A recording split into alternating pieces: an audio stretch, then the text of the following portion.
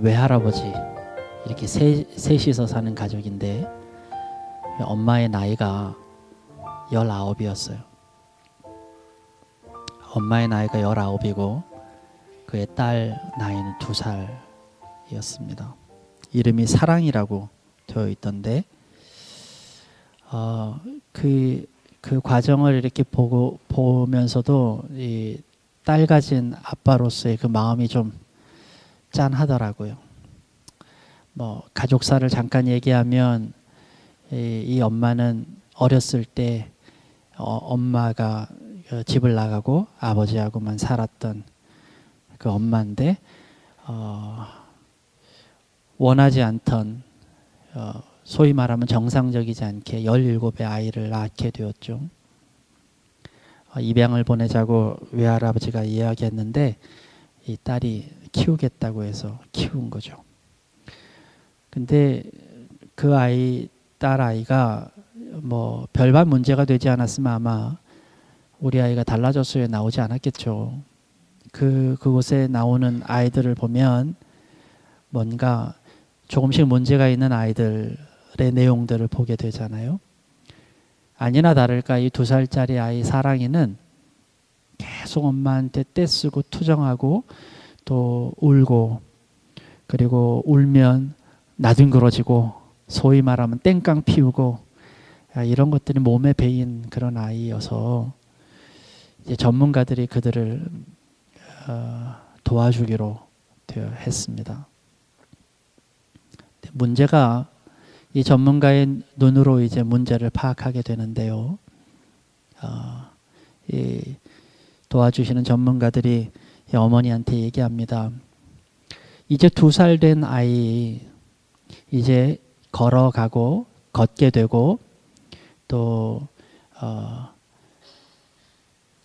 엄마의 품을 떠나게 되는 그전에는 걷지 못하니까 엄마의 품에서만 늘 살다가 이제 걷게 되는 순간부터는 엄마의 품을 자꾸 떠나서 걷게 되면 스스로 걷게 되면 호기심이 생긴다는 거예요. 이것저것에 호기심이 생겨서 이것도 만져보고 저것도 만져보고 그거에 대한 그 마음이 2살 때부터 생긴다는 거예요. 그런데 문제는 이 아이가 걸어다니면서 뭘만 집으면 엄마가 이야기합니다. 그건 만지면 안 돼. 그건 건드리면 안 돼. 그건 먹으면 안 돼. 엄마 입에서 이 아이한테 안 된다는 이야기가 계속 붙어 있는 것을 보게 되었어요. 그 과정을 보면서 저도 그랬던 것 같아요. 예. 근데 그 전문가는 그 어머니한테 충고를 합니다. 이 아이가 뭔가 호기심이 있어서 그 일을 하려고 하는데 그것을 보려고 하는데 뭔가 잘못하지도 않았는데도 불구하고 먼저 안 된다고 하는 제재만 받으니까 이 아이가 자기 호기심에 대한 거부감을 갖게 된다는 거예요. 그래서부터 땡깡이 피워진다는 거예요. 이 엄마도 할 말이 있습니다. 나는 아이를 위해서 그랬어요. 이 아이가 잘못될까 봐. 아이가 뭔가 잘못 먹을까 봐. 아이가 뭔가 잘못 행동을 하게 될까 봐. 다칠까 봐. 그래서 그렇게 하게 되었습니다. 어쩌면 당연한 일들인지도 몰라요. 아마 저도 그랬으니까요. 근데 그것이 아이에게는 치명적으로 자신이 하고 싶어 했던 어떤 욕구들에 대한 이 거부가 되는 것이고 그것이 상처가 된다는 것이고요. 그것이 성장에 방해가 된다는 것을 보게 되었다는 것입니다. 그 전문가 선생님이 어머니한테 얘기합니다. 그 엄마한테 19살 엄마한테 얘기합니다. 칭찬을 많이 받아보셨습니까? 이 엄마가 거의 칭찬받아보지 못했습니다. 그런데 아이는 칭찬을 해야 해요. 이 엄마가 칭찬을 하는데요. 어색해요. 뭐 어떤 행동만 하게 되면 칭찬을 하라고 얘기를 해줬는데 자꾸 까먹어요.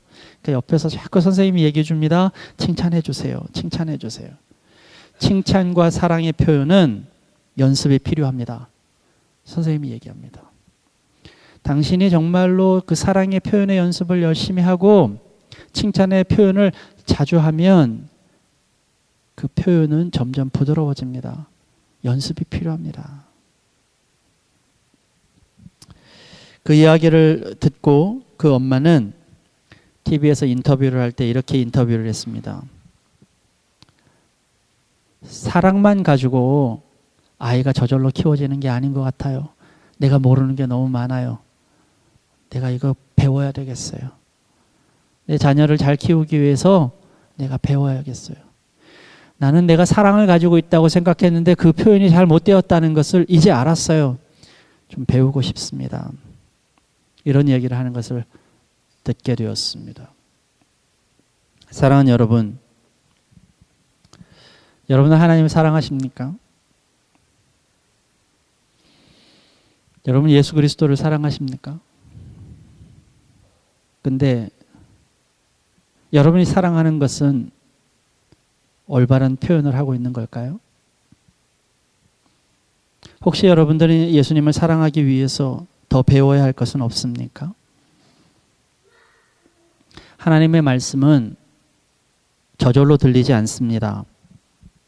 하나님의 말씀은 저절로 내 안에 들어오는 것이 아닙니다. 오늘 우리는 하나님의 말씀을 듣지 않으려고 하는 사람들은 차치하십시다.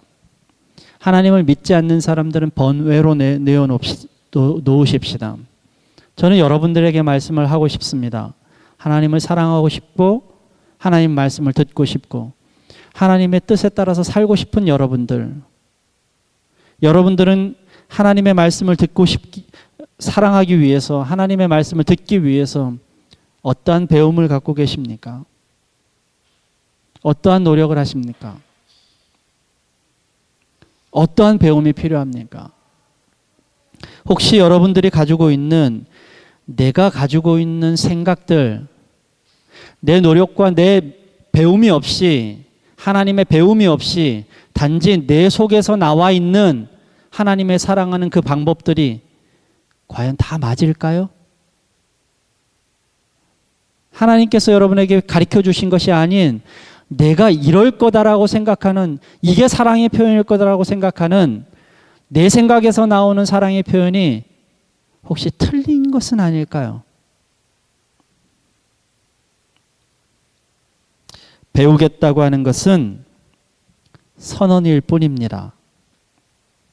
문제는 그 다음 날부터 이 19살 엄마가 2살짜리 아이하고 부딪혀야 된다는 거예요. 칭찬을 해주면 관계가 다 좋아지면 얼마나 좋아요. 더 문제가 생기고 어려움이 생기고 그럼에도 불구하고 화가 나도 문제가 생겨도 또 칭찬해 줘야 되고 감싸 줘야 되고 하는 것이 그 다음 날부터 생겨났다는 것입니다. 배우겠다는 것은 선언이라고 얘기했습니다. 그러나 그 배운 것이 실천되는 것은 그 다음 날서부터 이루어지는 것입니다. 그 2살짜리 아이하고 나눔에서부터 이루어지는 것입니다. 끊임없이 관계하는 것부터 이루어지는 것입니다. 잘못했다고 이야기하는 것은 회개가 아닙니다. 단지 선언일 뿐입니다. 회개라고 하는 것은 가던 길을 멈추고 그 길이 아닌 다른 길로 180도 돌아서는 것이 회개라고 저는 여러분에게 말씀드렸습니다. 회개는 그렇게 돌아서는 것은 일단은 믿음이 필요합니다. A라는 길이 아니구나. B라는 길이 맞구나. B라는 길이 맞다고 하는 것을 믿음을 가져야 됩니다. 그러나 거기까지만 믿음입니다. 문제는 그 믿음을 내 삶에서 실행하느냐 실행하지 않느냐의 문제입니다. 하나님을 믿겠다고 선언한 것으로 끝나는 것이 아닙니다. 그 믿음이 우리의 삶에 증거가 되어야 되고 증명으로 남아야 그게 온전한 믿음입니다. 오늘 저는 여러분에게 믿음과 찬양에 대한 관계를 잠깐 설명하고 넘어가려고 합니다. 많은 사람들이 믿음을 가지면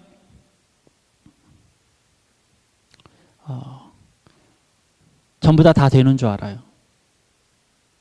오해가 없으시길 바랍니다. 믿음이라는 단어에는 스펙트럼이 굉장히 넓은데 여러분 믿음이 다가 아니라는 사실을 여러분한테 오늘 좀 설명하려고 합니다.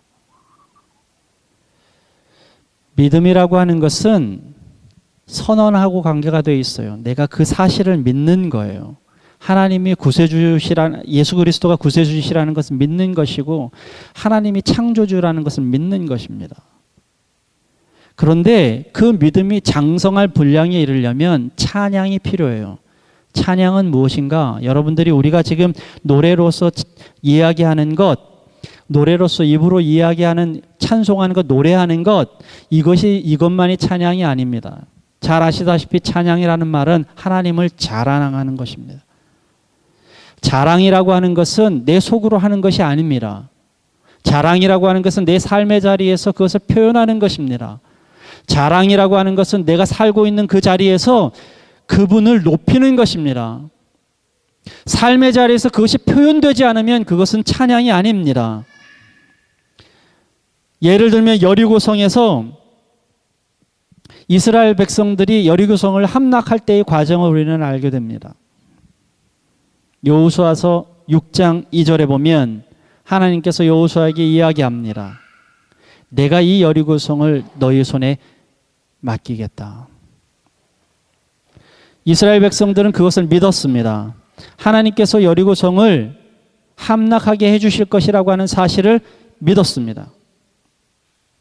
그렇다고 여리고성이 함락된 것이 아닙니다. 내가 믿음을 가졌다고, 하나님 그렇게 말씀하신 것을 내가 믿었다고 여리고성이 내 손에 들어온 것이 아닙니다. 하나님께서는 연이어서 이렇게 말씀하십니다. 이제 내가 너희의 손에 붙이리니 너희가 믿느냐? 그럼 이제부터는 믿음의 증거를 보여라. 그리고 여리고성을 하루에 한 바퀴씩 돌게 만듭니다. 무모해 보입니다. 어리석어 보입니다. 그러나 그 여리고성을 도는 것이 찬양입니다. 내가 믿는 것을 내 삶에서 표현하는 것입니다. 다른 사람들은 그것이 무모해 보일지도 모르고 바보 같아 보일지도 모른다고 얘기할 수 있습니다. 그러나 내 믿음이 어디에서 드러납니까? 내 삶에서 드러납니다.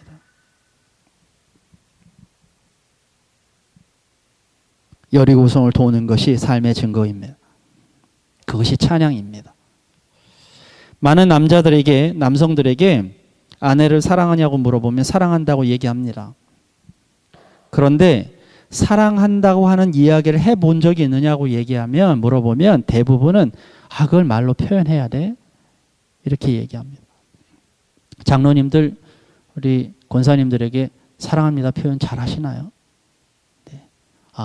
네, 잘 하신다고요? 사랑의 표현을 좀 하세요 이렇게 얘기를 하면 대부분 얘기하면 그걸 말로 해야 합니까? 유치하게.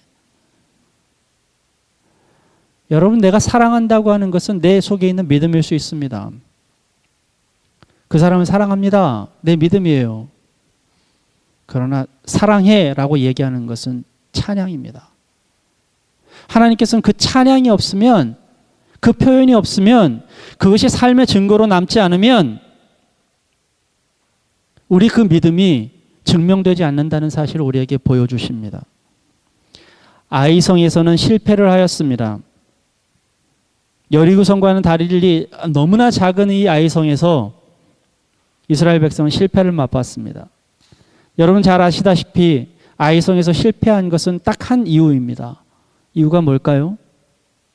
아간이라고 하는 사람이 범죄 때문이라고 하나님께서 말씀하십니다. 근데 이해가 되지 않아요. 아간이요, 뭔가를 훔쳤어요. 근데 한번 생각해 보세요. 이렇게 생각해 보십시다. 우리 교회가요, 어느 자리로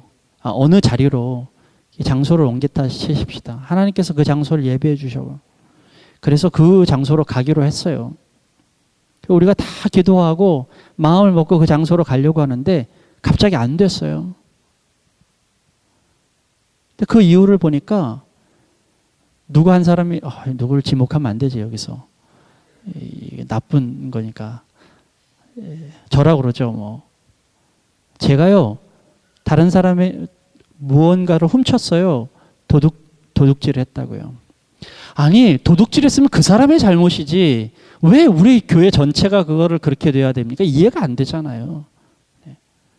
여러분, 이 아이성의 실패를 잘 보아야만 합니다. 하나님께서 무엇을 말씀하셨는가? 너희들은 모든 것을 버려라. 너희들의 아이성에서 너에게 줄 수 있는, 여리고성에서 너희 줄 수 있는 거 아무것도 없다. 모든 것을 버려라. 하나님만이 너에게 있다. 이것이 하나님의 말씀 아닙니까? 그것을 믿고 여리고성을 정복했어요. 근데 그것이 깨어진 것입니다. 다시 말하면 믿음이 삶의 증거로 표현되지 않은 거예요. 오늘 저는 외식에 대한 이야기를 하려고 합니다. 근데 여러분 가운데 외식이라고 하는 것은 내가 입으로는 주님을 외치고 그리고 내가 그렇게 선언하고 선포하지만 정작 내 속에서는 그 선언한 대로 선포한 대로 살아가지 못하는 사람들. 내 안에는 믿음이 있다고 얘기하지만 내 삶에서는 찬양이 없는 사람들, 그것을 하나님께서는 외식이라고 얘기하시는 거예요. 제가 9월 초하루 기도회 때 새벽에 말씀드렸는데 여호사밧이 전쟁 가운데 에돔과의 전쟁 가운데 하나님 앞에 기도하는 장면이 나와요. 그때 하나님께서 이 전쟁은 나에게 속한 것이다라고 말씀해 주십니다. 여호사밧은 확신을 가졌어요. 이스라엘 백성들은 확신을 가졌습니다. 이 전쟁은 아무리 강한 에돔 군대가 쳐들어와도 하나님께서 맡아서 주관하실 것이다. 믿음이 있었습니다. 근데 하나님께서는 그 믿음의 표현을 보기를 원하셨어요. 그들이 믿음의 표현으로 전쟁의 천병이 아닌, 창과 검을 든 사람들이 아닌, 말 탄 장병들이 아닌 거룩한 옷을 입은, 흰 옷 입은 주님의 성가대들이 제일 앞서 나갑니다. 마치 총바지 하듯이 그들이 나갑니다. 아무것도 들지 않은 사람들이 나갑니다. 전쟁터에서는 그 사람들은 다 죽게 되어 있습니다. 그러나 그들은 그것이 믿음이었습니다. 이거는 전혀 죽지 않는다. 하나님께서 이 전쟁을 책임지신다는 믿음의 표현을 그 삶에서 하는 것입니다. 그것이 찬양이었어요. 광야에서는 믿음을 가졌지만 가나안에서는 하나님 찬양이 필요했습니다. 삶에서 내가 하나님을 드러내는 찬양이 필요했습니다. 그것을 뭉텅그려 전부 다 믿음이라고 얘기하는 거예요. 그것을 세세하게 얘기하면 여러분은 마음으로 믿고 입으로 시인해서 하나님 앞에 구원을 얻는 것입니다. 입으로 시인하는 것이 바로 찬양입니다. 근데 여러분 삶의 자리에서 찬양이 있으십니까? 나의 삶의 표현으로 하나님이 지금 자랑스러워지십니까? 여러분 삶의 표현으로 그것이 드러나고 계십니까? 하나님 말씀대로는 믿음이지만 내 삶의 표현으로서는 실천이 필요한 것입니다. 외식하는 자, 위선자라고 하는 말을 영어로는 히포크리트라고 얘기해요. 헬라어도 발음이 거의 같습니다. 히포크리테스래요.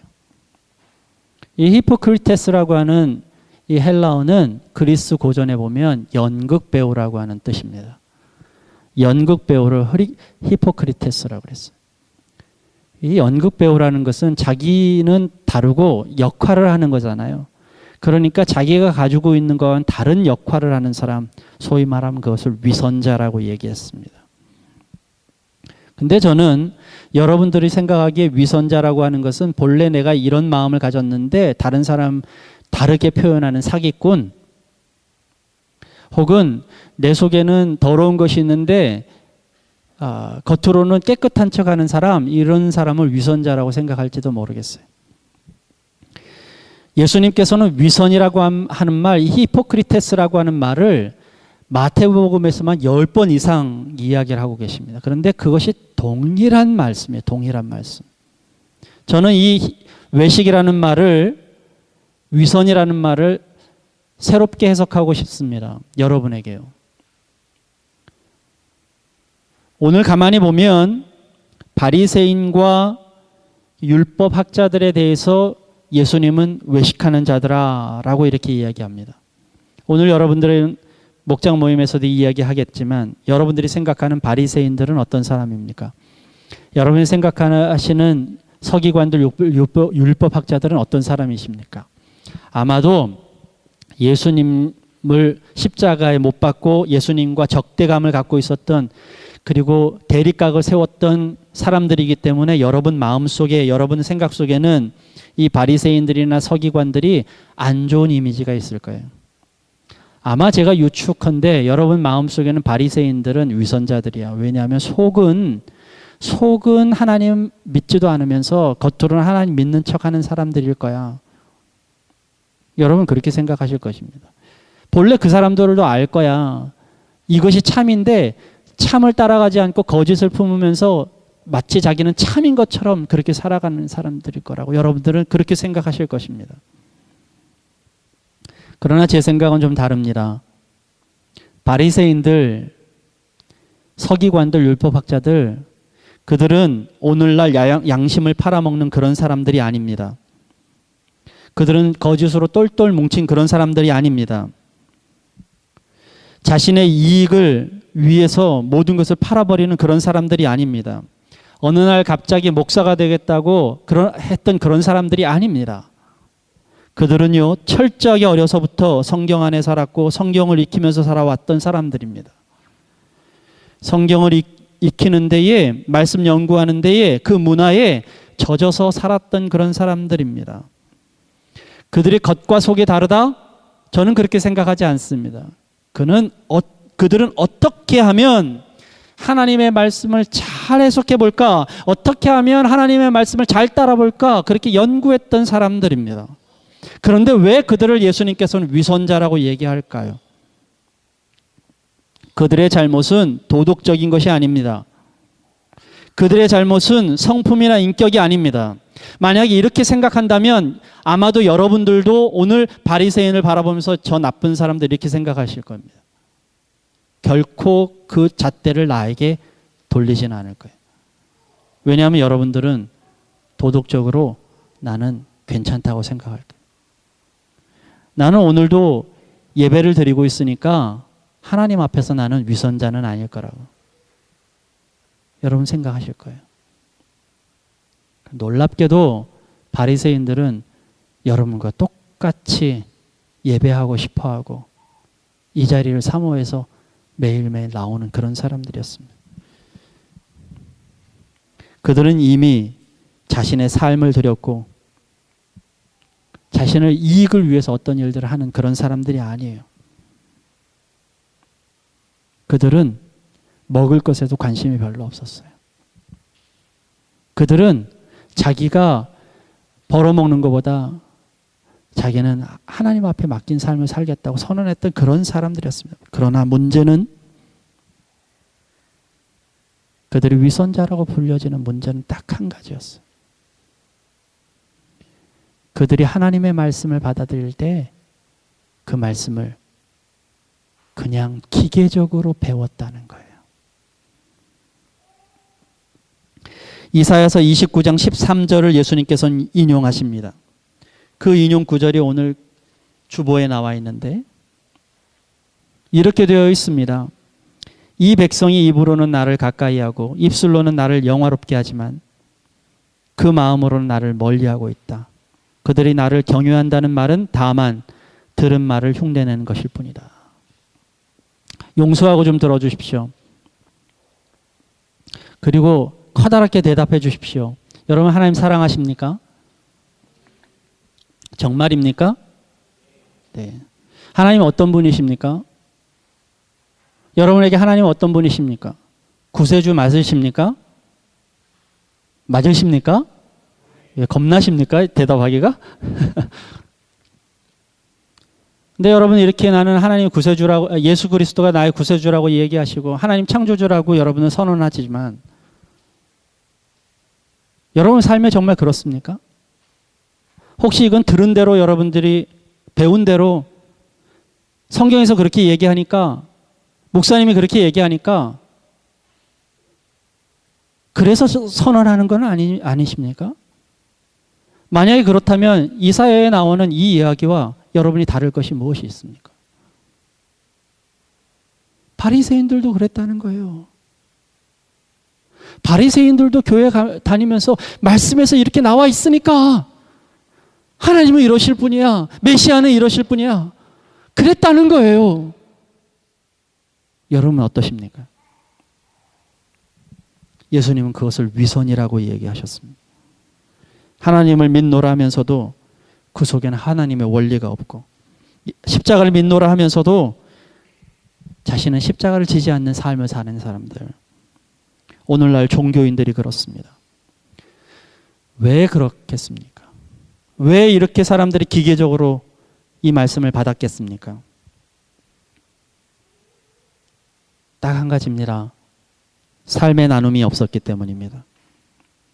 착각하지 마십시오. 내가 재물을 드린다고 나눔이 아닙니다. 내가 시간을 드린다고 나눔이 아닙니다. 내가 명예를 드린다고 나눔이 아닙니다. 혹시 어떤 사람들은 나는 하나님을 위해서 나는 낮은 자리에 갔어요. 하나님을 위해서 나는 헌신했어요. 하나님을 위해서 나는 봉급도 안 받고 이런 일을 하고 있어요. 어떤 사람이 이렇게 얘기할지 모릅니다. 나는 어렵지만 하나님을 위해서 나는 다림에서도 일을 하고 있어요. 다른 사람들은 잘 먹고 잘 사는데 나는 그 자리에 갔어요. 여러분, 그게 나눔이 아닙니다. 하나님이 나누기를 원하시는 것은 나입니다. 나의 삶입니다.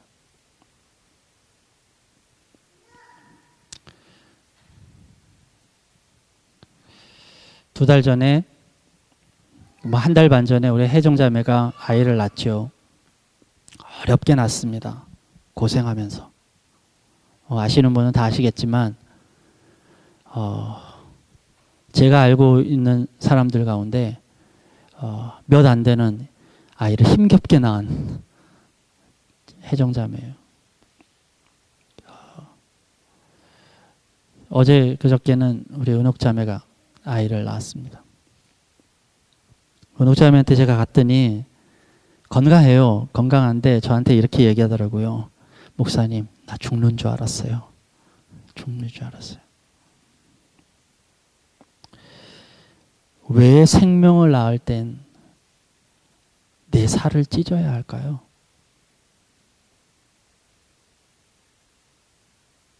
왜 생명은 그냥 내 마음으로 못 날까요?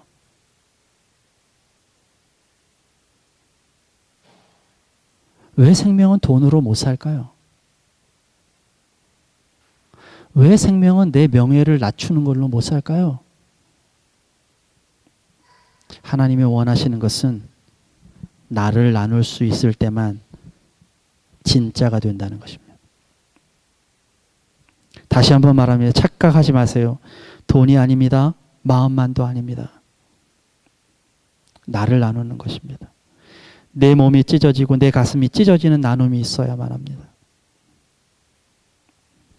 회사에서, 교회에서 어떤 일을 가만히 보면 내 마음이 찢어지는 일들이 생겨요. 어떨 때는 내 몸이 상하는 일들도 생깁니다. 이런 일들을 하면 그만두고 싶어 하죠. 나는 좀 괜찮았으면 좋겠고, 내 마음 상하지 않았으면 좋겠고, 내 몸은 좀 건강했으면 좋겠죠.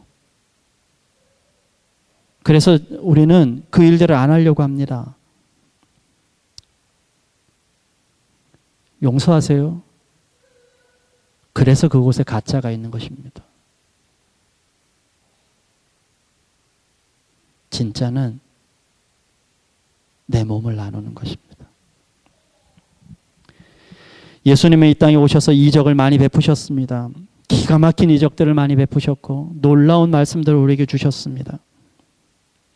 그들에 의해서 많은 사람들이 고침받았고, 그에 의해서 많은 사람이 고침받았고, 그에 의해서 많은 사람들이 먹었습니다. 그러나 예수님의 사명은 그것이 아니었습니다. 진짜 우리를 구원하였던 것은, 진짜 예수님의 사명은 그의 몸을 십자가에 매다는 것이었습니다. 예수님이 나누신 것은 단순한 것이 아니었습니다. 예수님이 나누신 것은 몸이었습니다. 오늘도 여러분과 성찬을 하게 되는데, 이 성찬의 의미는 다른 것이 아닌 몸을 나누어 주는 것. 여러분, 그 몸을 나누어 주는 것이 진짜입니다. 우리 목장 모임을 할 때 보면 말씀을 나눠요. 말씀을 나누는데 부담스러워하는 사람 되게 많습니다. 연조가 깊을수록 말씀 나누는 거 부담스러워합니다. 왜 그런 줄 아세요? 내가 갖고 있는 성경 실력이 뽀록나기 때문입니다. 이 뽀록 이런 말을 쓰면 안 되는데 티가 나기 때문입니다. 그래서 모임 시간에 말씀은 안 나누고 딴 얘기만 합니다. 가만히 있으면 중간쯤 가겠다 생각합니다. 근데 여러분 잘 아세요. 충격받아야 공부합니다. 여러분 그런다고 해서 여러분의 성경의 실력이 높아지는 게 아닙니다. 그렇게 가린다고 해서 내 안에 은혜가 더 많아지는 게 아닙니다. 여러분들이 가지고 있는 연조나 여러분들이 가지고 있는 명예로 자존심으로 나를 가린다고 해서 그것이 나를 높여주지 못합니다. 멋져 보인다고 진짜 멋진 것이 아니고 자존심을 지킨다고 진짜 자존되는 것이 아닙니다. 내 명예를 지킨다고 해서 진짜 명예스러운 것이 아닙니다. 속사람이 자라나지 않으면, 속사람이 성장하지 않으면 내 명예도 내 자존도 없습니다. 지옥에는 명예라는 것이 없습니다. 여러분 진짜를 가지셔야 합니다. 진짜가, 나눔이 진짜를 만듭니다. 많은 사람들과 내 진짜를 나누어야만 합니다. 삶을 나누는 것에 힘이 있는 것입니다. 눈물을 나누는 것이 진짜입니다. 아픔을 나누는 것이 진짜입니다.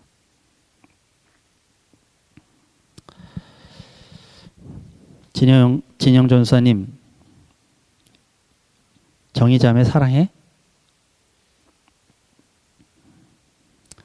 결혼하고서 이제 일주일 됐잖아요.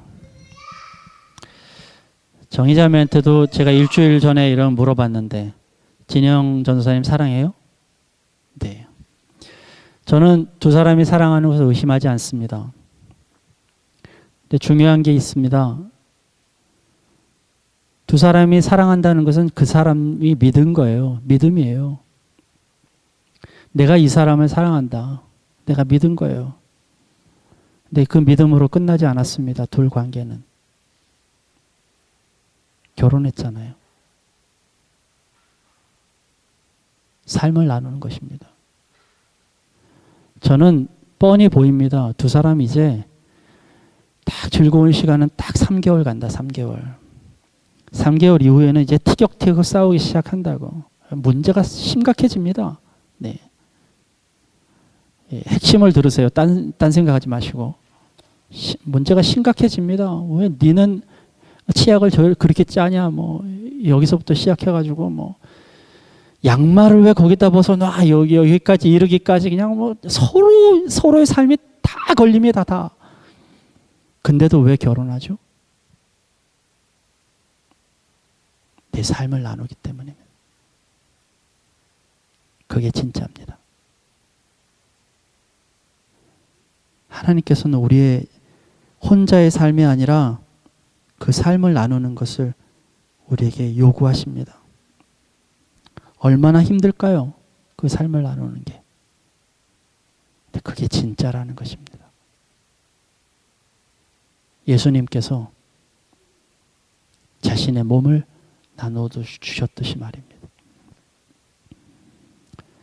처음 질문했던 내용을 다시 한번 여러분에게 질문합니다. 여러분, 예수님 사랑하십니까? 그럼 예수님과 결혼하셨습니까?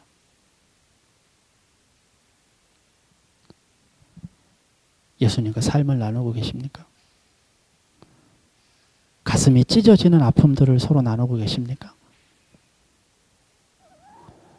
예수님 때문에 나의 성격이 고쳐지는 그 아픔들을 겪고 계십니까? 예수님 때문에 나의 생활 습관이 고쳐지는 아픔을, 그런 결혼 생활을 하고 계십니까? 그 나눔이 없이는 전부 다 가짜입니다. 하나님 앞에 그 나눔이 있어야 진짜가 되는 줄 믿습니다.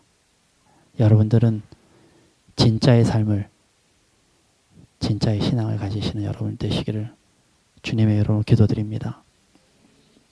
오늘 주님과 함께 성찬을 나누겠습니다. 조금 전에 말씀드렸다시피 오늘은 이렇게 좀 생각하세요. 예수님께서는 우리를 가르치시기만 하신 게 아니라 예수님께서는 우리를 다스리려고 하시는 것이 아니라 예수님께서는 돈이나 먹을 것만 나누신 것이 아니라 예수님이 진짜 나누신 건 자신의 목숨이었어요. 자신의 인생이었어요.